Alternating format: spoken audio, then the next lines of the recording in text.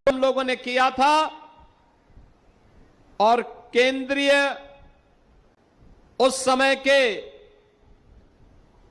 आवासन और नगर शहरी विकास मंत्री और भारत सरकार के उस समय के ही पेट्रोलियम और प्राकृतिक गैस मंत्री के रूप में जो दायित्व आदरणीय प्रधानमंत्री जी ने डॉक्टर हरदीप सिंह पुरी जी को दिया, उन्होंने सबसे पहले कहा कि गोरखपुर में इंटरनेशनल क्रिकेट स्टेडियम के लिए हम लोग सहयोग करेंगे और उन्होंने उस समय 100 करोड़ रुपए अकेले गोरखपुर के स्टेडियम के लिए एक कलम से उन्होंने स्वीकृत किया। आज वे हमारे बीच में शिलान्यास कार्यक्रम में आए हैं। मैं उत्तर प्रदेश सरकार, पूर्वी उत्तर प्रदेश के नौजवानों, यहां पर उपस्थित हजारों खिलाड़ियों की ओर से उनका हृदय से स्वागत करता हूं, अभिनंदन करता हूं। बहनों और भाइयों, जब पूरा देश और पूरी दुनिया वर्तमान में पश्चिम एशिया संकट से जूझ रहा है, पूरी दुनिया में उथल पुथल है, पेट्रोलियम पदार्थों का दाम आसमान छू रहा है, अनिश्चितता की स्थिति है, दुनिया के कई देशों में अव्यवस्था है। उन स्थितियों में भारत के अंदर आदरणीय प्रधानमंत्री जी के मार्गदर्शन में, उनके यशस्वी नेतृत्व में भारत के पेट्रोलियम और प्राकृतिक गैस मंत्री के रूप में माननीय श्री हरदीप सिंह पुरी जी ने जिस बेहतरीन प्रबंधन का परिचय देकर के, भले ही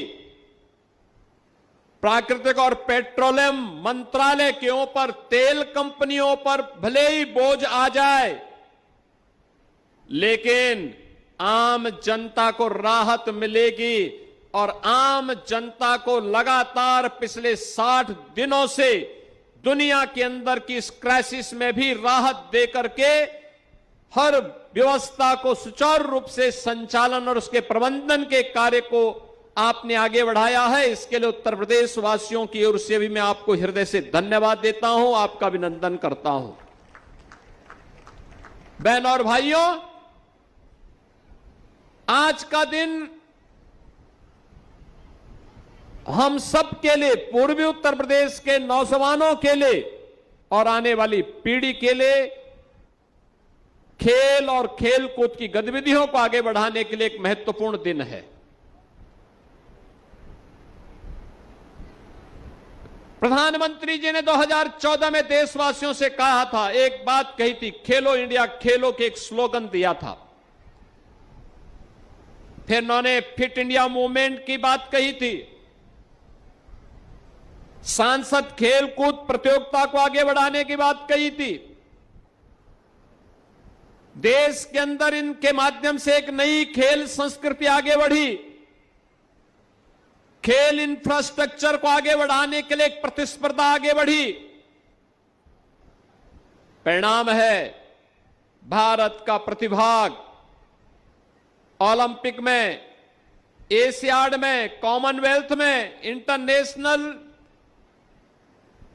जितनी भी वर्ल्ड कप से जुड़ी हुई प्रतियोगिताएं थी उनमें बढ़ी, भारत के मेडल की संख्या भी बढ़ी और आज हम कह सकते हैं कि प्रधानमंत्री जी का वह विजन हमारा युवा अपने सामर्थ्य से लेके आ रहा है और उस प्रकार का इंफ्रास्ट्रक्चर देना ये सरकार की जिम्मेदारी है और उत्तर प्रदेश सरकार प्रधानमंत्री मोदी जी के मार्गदर्शन में उस प्रकार का इंफ्रास्ट्रक्चर प्रदेश के अंदर दे रही है। मुझे बताते हुए प्रसन्नता है,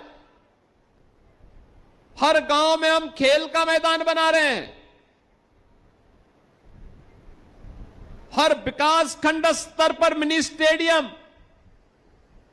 और हर जिले में एक स्टेडियम बने इस पर कार्य प्रारंभ हुआ है।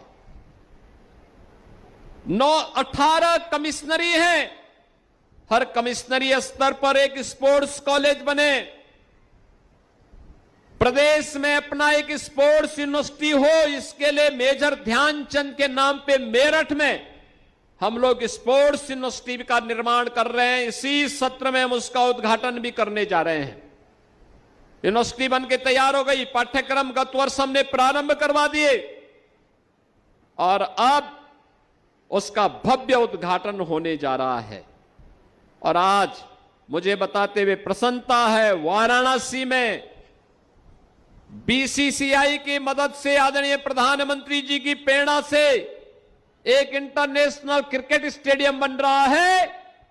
और आज उत्तर प्रदेश सरकार और भारत के पेट्रोलियम और प्राकृतिक गैस मंत्रालय के सहयोग से गोरखपुर में भी एक इंटरनेशनल क्रिकेट स्टेडियम की शिलान्यास का कार्यक्रम संपन्न हो रहा है। 30,000 की क्षमता का। यहां पर अनेक पिच के बारे में चर्चा हुई और इसके लिए 46 एकड़ में तो स्टेडियम बन रहा है, पार्किंग होगी, बेहतरीन सुविधाएं उपलब्ध होंगी और 60 एकड़ भी हमने रिजर्व करके रखा है। इसी के बगल में स्पोर्ट्स कॉम्प्लेक्स बनाएंगे, एक बेहतरीन स्पोर्ट्स कॉम्प्लेक्स, इंडोर गेम के लिए, हॉकी के लिए, अन्य खेल कूद की गतिविधियों को आगे बढ़ाने के लिए। यहां पे अब होटल भी बनेंगे, रेस्टोरेंट भी बनेंगे, मार्केट बनेगा। और जो उपेक्षित था, याद करिए ना, आज से 5 वर्ष पहले तक ये क्षेत्र उपेक्षित पड़ा हुआ था, बंजर पड़ा हुआ था, जिसकी मर्जी आती थी कब्जा कर लेता था। अब कब्जा मुक्त भी है। इस लैंड पर यहां के नौजवानों के भविष्य को तराशने और उसको आगे बढ़ाने का एक बेहतरीन प्लेटफॉर्म ये डबल इंजन की सरकार आपको उपलब्ध करवा रही है। बेहतरीन अवसर। इस सामने देखो, वेटनरी कॉलेज का निर्माण हो रहा है।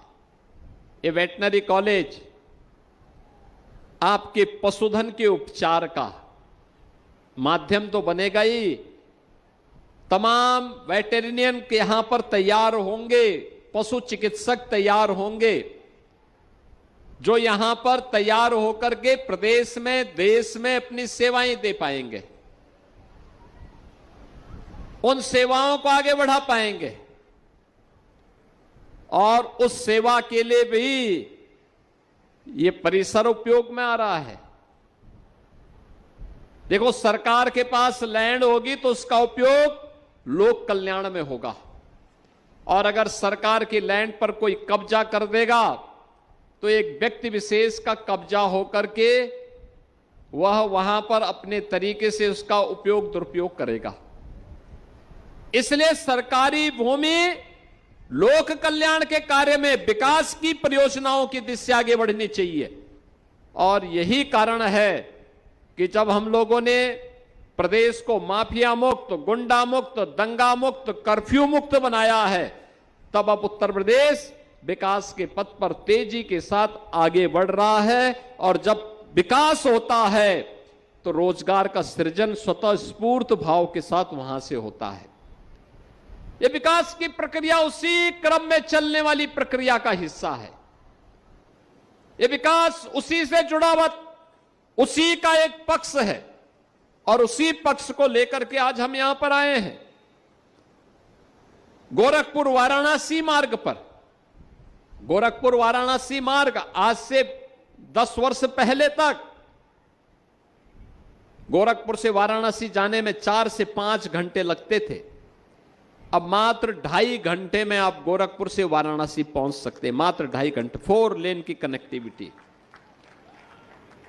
लखनऊ आज से 10 वर्ष पहले हम जाते थे तो लखनऊ जाने में हम लोगों को लगते थे 8 घंटे, आज 3.5 घंटे में हम लखनऊ की दूरी तय कर सकते हैं।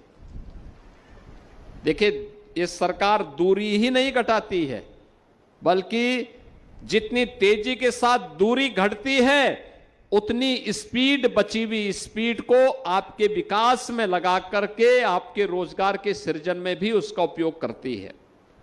और विकास का कोई विकल्प नहीं हो सकता। जो लोग जाति के नाम पर बांटते हैं, क्षेत्र के नाम पर बांटते हैं, भाषा के नाम पर बांटते हैं, ये आपके हितैषी नहीं है, ये आपके हितैषी नहीं हो सकते। याद करना, जब भी इनके पास सत्ता आई है, इन लोगों ने उस सत्ता का दुरुपयोग अपने परिवार के लिए किया है, आपके लिए नहीं किया है, आपके हित के लिए नहीं किया है। वे लगातार सत्ता का दुरुपयोग अपने परिवार के लिए, भ्रष्टाचार के लिए, अराजकता के लिए, अव्यवस्था के लिए, गुंडागिर्दी के लिए करते रहे हैं। लेकिन ये डबल इंजन की सरकार आम जन के कल्याण के लिए, विकास की परियोजनाओं के, रोजगार के सृजन के लिए आगे बढ़ाने का कार्य कर रही है। आज इसी का परिणाम है। चारों ओर किसी भी जनपद में आप जाएंगे, 4 लेन की कनेक्टिविटी आज आपको मिलेगी। एयरपोर्ट बेहतरीन मिलेंगे, एक्सप्रेसवे का बेहतरीन नेटवर्क मिलेगा, खेलकूद की गतिविधियों को आगे बढ़ाने का कार्य होगा। और उत्तर प्रदेश देश का पहला राज्य है जिसने खेल नीति बना करके Olympic, Commonwealth, Asiad, world championship में मेडल प्राप्त करने वाले खिलाड़ियों को अपनी यहां सीधी भर्ती के माध्यम से नौकरी भी दी है। बहनों और भाइयों, अब तक हम लोग 534 से अधिक नौजवानों को नौकरी दे चुके हैं। आपने देखा होगा, हम लोगों ने सीधी भर्ती में ललित उपाध्याय को, सुश्री दीप्ति शर्मा को, श्रीमती सुश्री पारुल चौधरी को, शकील श्योराण को, श्री अर्जुन देसवाल को, श्री प्रवीण कुमार को और राजकुमार पाल को हम लोगों ने सीधे डिप्टी एसपी का पद दिया है उत्तर प्रदेश पुलिस में। विजय कुमार यादव और दिव्या काकरान को हम लोगों ने नायब तहसीलदार बनाया है, सीधी भर्ती करके। इन्होंने जो इंटरनेशनल प्रतियोगिताओं में मेडल जीते हैं। अर्जुन सिंह को यात्री और मालकर अधिकारी के रूप में, सुश्री प्राची और श्री पुनीत कुमार को जिला युवा कल्याण अधिकारी और प्रादेशिक दल अधिकारी के रूप में, अजीत सिंह, सुश्री सिमरन को जिला पंचायत राज अधिकारी के रूप में, सुश्री प्रीतिपाल को खंड विकास अधिकारी के रूप में, श्री रिंकू सिंह को क्षेत्रीय क्रीड़ाधिकारी के रूप में हम लोगों ने नियुक्ति पत्र प्रदान किए हैं। और इस प्रकार से 534 खिलाड़ियों को अब तक हम सीधी भर्ती के माध्यम से नियुक्ति दे चुके हैं और 500 खिलाड़ियों की नई भर्ती हम लोगों ने फिर से निकाली है, जिसको बहुत शीघ्र, जिन्होंने भी ओलंपिक में, एशियाड में, कॉमनवेल्थ में, वर्ल्ड चैंपियनशिप में और किसी भी नेशनल चैंपियनशिप में मेडल जीते हैं, उन्हें हम सीधी भर्ती के माध्यम से नियुक्ति पत्र प्रदान करने का कार्य कर रहे हैं। बहनों और भाइयों, प्रदेश सरकार उन सभी खिलाड़ियों को भी प्रोत्साहित करती है जो देश के लिए मेडल जीतते हैं। आज जो खेल का इंफ्रास्ट्रक्चर तैयार हो रहा है,